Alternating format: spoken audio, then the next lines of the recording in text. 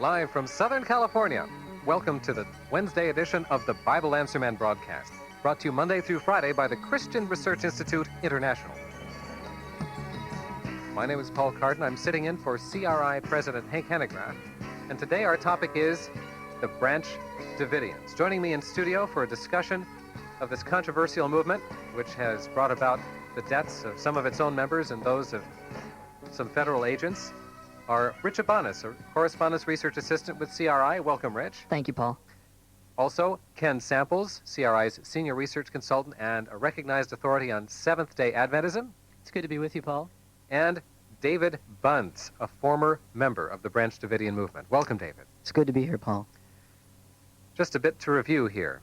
On February 28th of this year at approximately 9:30 a.m., 200 lawmen, including many from the Alcohol, Tobacco, and Firearms Division of the United States Treasury Department, descended on a religious compound owned and operated by the Branch Davidian cult in Waco, Texas.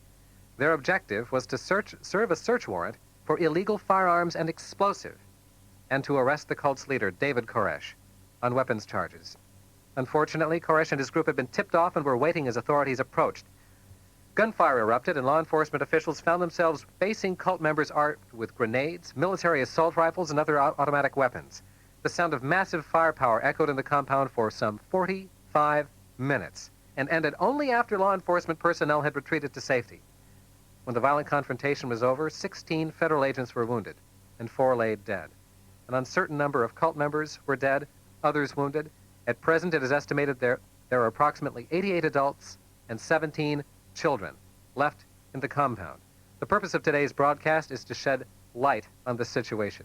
Factual information about the Davidian cult movement, also the light of God's truth. We're not here to discuss the conduct of the Bureau of Alcohol, Tobacco, and Firearms. We're not here to get into some of the peripheral issues. We are here to understand how this has come about, why it has come about, what the antidote is for this kind of situation. And David Bunds, you are, again, a former member of the Branch Davidian group. You joined the Branch Davidian group at age 5, or first became involved at age 5. And then you were involved under David Koresh from 1984 to 1989 and left that movement on May 4th of that year. But now you are a member of Calvary Chapel Bible Fellowship in Southern California. Yes, I am, Paul.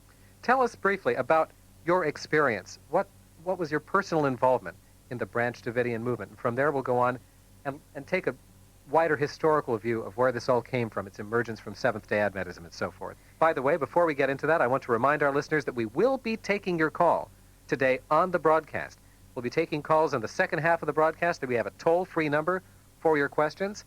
The number in the United States, 1-800-821-4490. Again, 1-800-821-4490. If you're listening in Canada, either in the British Columbia area or on our new Calgary station, the number to dial, 1-800-541-9437. David, tell us about your experience in the Branch Davidian movement. In 1970, when I was 5 years old, my father joined the Branch Davidian Seventh-day Adventist Association, and I was 5 years old at the time.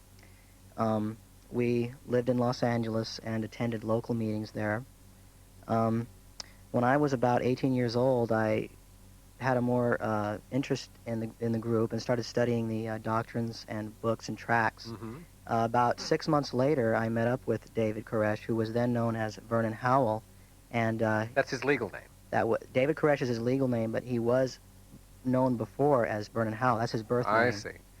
And I met with him, and he gave me a study, as he would call it, and accepted his teachings as the current. And he was teaching that he was the current prophet, having the seventh angel's message, and I joined up with him. What caused you to leave the group? I left the group in May of '89 because I was actually kicked out, or you might want to say disfellowshipped, because of breaking dietary rules and probably also just having a general bad spiritual attitude, you might say, as he would put it. Now, this was just youthful rebellion, or doubts had already begun to form? No, not really doubts at that time, but just having a really difficult time following in line with his strict rules, and just couldn't handle it. Okay, but you left physically in May of '89, but you've told us that it was about a year later that you left. Yes, a year mentally, later. as it were. Yes, a year later I had my mental break, which was a realization that he was not the Lamb of Revelation, that Jesus Christ was, And once I realized that, I started studying the Bible again, specifically the letters of Paul, and learning New Testament theology from the source, which is the Scriptures, and really enlightened my mind as to the truth of Jesus Christ and who he is. All right. Now, the world's attention has been focused on a tiny apocalyptic group, and we're talking tiny. David, you've told us that the group probably numbers no more than 150 active members, adults and children, worldwide. Is that Approximately, correct? Yes. That's to be a maximum number. Okay, so very tiny. But because of this violent incident, of course, people are very interested in not only what's going on, what's going to happen, which only the Lord knows at this point, but also how this all evolved. For example, the group didn't spring from nowhere. Unfortunately, it's been characterized at times by the secular media as an evangelical group, and we will quickly see whether that is in any sense legitimate.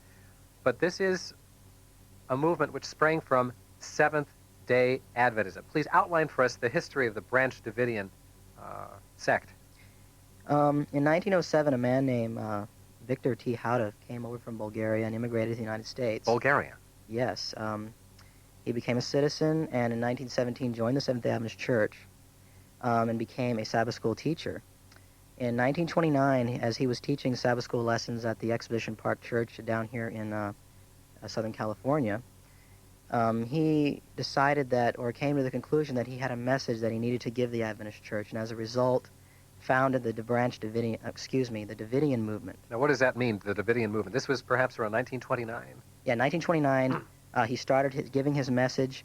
1930, he wrote a book which was called The Shepherd's Rod, a call for Reformation. He had a message of Reformation revival for the Seventh-day Adventist Church, started teaching the message, and from that point on through the 30s, founded his group and eventually moved to Waco. What does the name Branch Davidian mean? It's not okay, apparent. Well, Davidian is a reference to the Davidic kingdom prophesied in Jeremiah, Ezekiel, and so on. Branch was a later title added on by a later prophet. I see. All right. Now, prior to the broadcast, as we were discussing these matters, you said that Houteff's movement actually came to a place of real influence in the Adventist movement. At least it was something that created a great deal of trouble.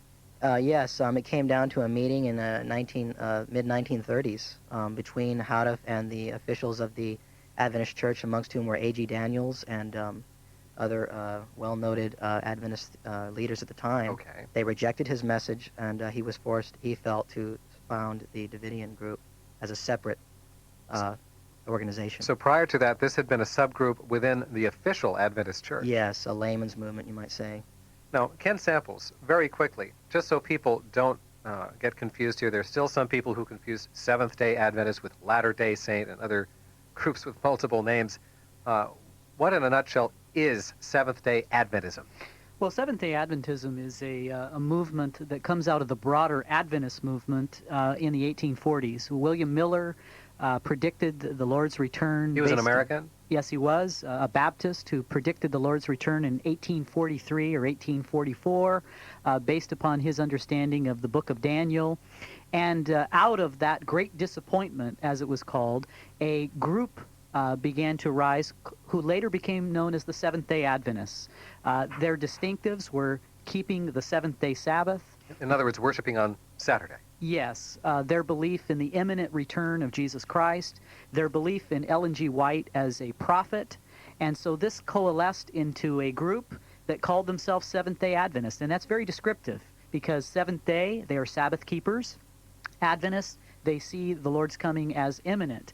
This group began to grow and now is a very, very large group, close to 7 million members. Worldwide. Worldwide. In fact, most Adventists live outside. But the interesting thing is that while Adventism emerged in from very strange eschatological speculation, actually Adventism has become much more mainstream as it has progressed. And so today, we do not accept the charge that Adventism is a non-Christian cult. We see it as aberrant in a number of areas, but for the most part, Adventists are evangelicals who love the gospel. We need to make several things clear here. I want to mention, first of all, that, Ken, you've written some very important articles on the Seventh-day Adventist movement, the wider movement, which people can get from the Institute here at no charge. A cover story from the Christian Research Journal, as well as a feature piece from Christianity Today. Very informative. Also, let's talk about a factor which I think contributes, unfortunately, to the rise of such groups as Koresh's, namely the remnant belief. Well, as David can sure share with you, this remnant concept is, in my mind, the central aspect of the Seventh-day Adventist Church. Adventist identity is connected to the remnant. They believe that they are a special people with a special message at a special time. They come out of the Millerite failure. They believe that they have much to say about the imminency of Christ's return, but also distinctive features that they believe evangelicalism has turned away from. Sabbath keeping, the belief in annihilation, the belief that Ellen G. White is an inspired prophet. So they believe that they have distinctives to offer the world, and that Adventists believe that they are a special movement. Just like Luther and Calvin and the Reformers were a special movement in the 16th century, they are a last days movement, and they are a uniquely called out people. So the remnant concept is very important in Adventism. David, how important is that concept in the Davidians? Beginning with Houtef.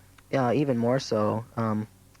Houtef carried on this idea of a more truth, progressive truth, and as he brought forth his message to the Adventist church, he believed that the ones who left the church and joined his message were a remnant of a remnant, so to speak, and were even more select and more special and more called of God for a special work, to a message to the Adventist church. David, you've mentioned a couple times now this message, and there's also a message from not only Houtef, but his successors, Ben Roden, Lois Roden, all the way down to Koresh. What is this message that you mentioned? Houtef's message was specifically the purification of the Adventist church. That is, that through a supernatural slaughter described in Ezekiel chapter 9, the church being Jerusalem, God would purify the Adventist church and sift the wheat from the tares, so to speak. Also, in conjunction with this event, God would set up a premillennial kingdom in Jerusalem, where there would be a reign of a latter-day David over this kingdom before the millennium. Okay, now does Koresh hold to this same message, or has he changed it somewhat? If so, how? Okay, Koresh would basically hold to a Ezekiel 9 slaughter, which he probably believes that he will instigate once he dies and is resurrected, as well as a premillennial kingdom, which Koresh will reign over. Okay, let's complete the chronology as we come toward David Koresh. Victor Houtef, who in essence founded this movement, predicted Christ's return for April 22nd, 1959, or at least he predicted the end. Ezekiel 9. For that date. But he died in 1955 before he could see its fulfillment. And of course, Right.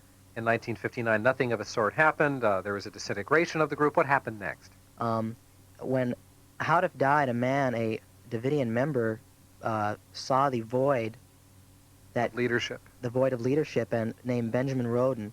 He established his message in 55 and made efforts to recruit Davidians into his group, the Branch Davidians. Okay, so the movement bearing this specific name began under Roden. Right. And he continued on through the 50s and 60s.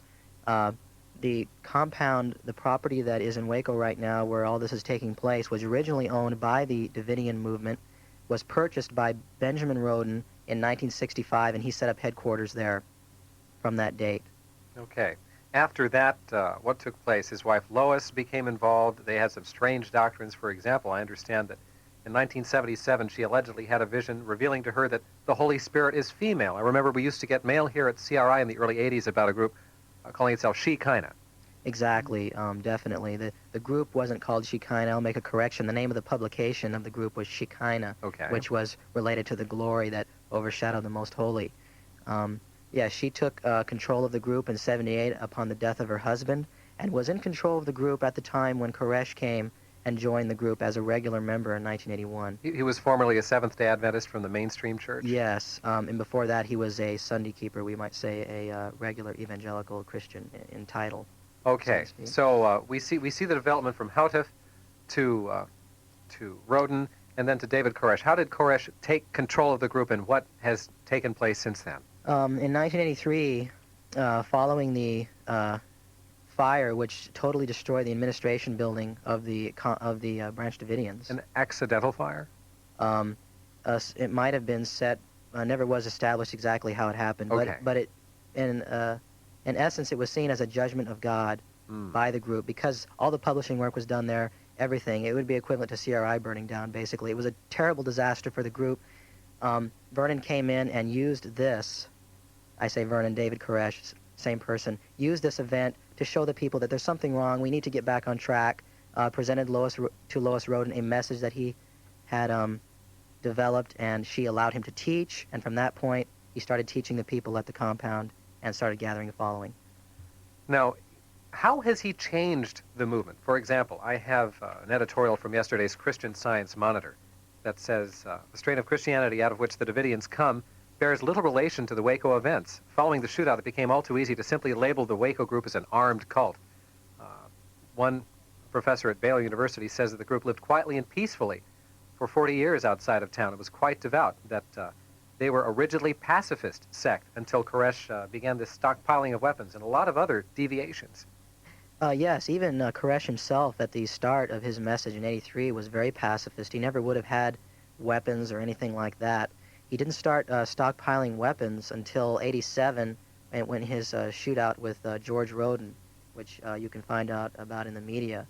And of course, before Koresh, the Branch Davidians were always very peaceful pacifists. They would never dream of using weapons to do anything by force. No, they were a bit aggressive in promoting their views. Definitely. They were very forceful in promoting their doctrines to the Adventist Church, but never No violence. sanctioned any violence at all or any kind of forceful, anything like that. Okay, so David Koresh effectively seized control of the movement. Under his leadership, it has changed dramatically.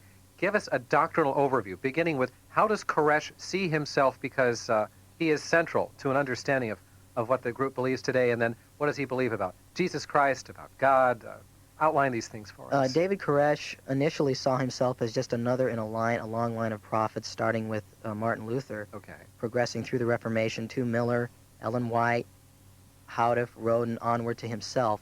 But then he also started to add on additional doctrines, such as that he was a latter-day Cyrus that would destroy Babylon. He eventually became a lamb with a small l, in the sense that he would die for the sins of the current dispensation, the New Testament period. He eventually became a lamb with a big L in the book of Revelation, eventually teaching that he was Jesus Christ himself. So in all of this, he is drawing from the Bible through his own distorted interpretive lens. This isn't somebody else feeding this to him. All of this distinctive doctrine is coming through his miscomprehension, his bizarre view of the Bible. Definitely. He takes pride in that, in fact, that the message he has taught himself. This is his own message that came from him. It's his, no one else's. David, why doesn't anybody question his interpretation of Scripture? Because a feature of Branch and even the Davidian movement was something called private interpretation, which a regular person without inspiration is not able to interpret the Bible for themselves, but requires the assistance of an inspired interpreter to correctly understand it. I see. So he is the only one who can interpret the Scriptures. Yes, definitely. Okay, how does he get that? Does he feel like he's especially anointed or something like He that? specifically gets that now from the book of Revelation, in which the Lamb in Revelation 5 is the only one who's found worthy to open the scroll and loose the seals of the book of Revelation. Okay, so I think one of the things that's very interesting, Paul, is that we see how strongly he holds to himself being the only one that can interpret the Bible. In fact, we have a quote from one of his tapes where he shows his congregation how important his revelations are. Now go contrary to that revelation of truth, and I guarantee you I'll kill you one day. Yeah, it's that level of fanaticism really takes some people aback. We only have a little time left in this half of the broadcast. Again, we will be taking calls in the second half. But Koresh is not just a manipulator. He really believes this stuff. Oh, definitely. I was with him for 5 years and have observed him from a distance since that time. I truly believe that he is sincere in his belief that he is the Messiah and that he is the latter-day king of the earth. He believes that he is the only one in the world who can interpret Scripture? Definitely. And he believes that he's actually Jesus Christ reincarnated? He would believe that he is Jesus Christ in another latter-day incarnation. What does he believe about Jesus in the Bible? He would believe basically that the Jesus in the Bible has been rejected by because of the failure of the modern church to spread the gospel as he would see it needs to be through the world. God has this like Plan B thing that's going on right now with himself, in which God is bringing about Christ again to the world, this time as a sinful Messiah. And what is Koresh's mission? What does he hope or expect to take place? He would see himself as being martyred, killed. Then he will come back in glory and fulfill Revelation 19, Isaiah 13, and destroy Babylon, which would be the current world system, and establish his kingdom in Jerusalem. This is the Bible Answer Man broadcast, brought to you by the Christian Research Institute International. In the second half of the broadcast, we will be taking your questions about David Koresh, the Branch Davidian cult, and the current standoff, with our guest, David Bunds, and members of our research staff. In the United States, 1-800-821-4490 is the number to call, toll-free. Again, 1-800-821-4490. If you're listening in Canada, the number to dial, 1-800-821-4490. I want to remind you that this broadcast is made possible by the gifts of our listening audience. This week we have a special radio offer, a wonderful book called Christ in Easter that will help you and your family to appreciate even more the significance of this wonderful holiday. It's our radio offer number 255 for a gift of $15 or more. If you'd like to make your request now, call us at 1-800-443-9797. Coming up to a station break, but don't go away. We'll be right back with more of the Bible Answer Man.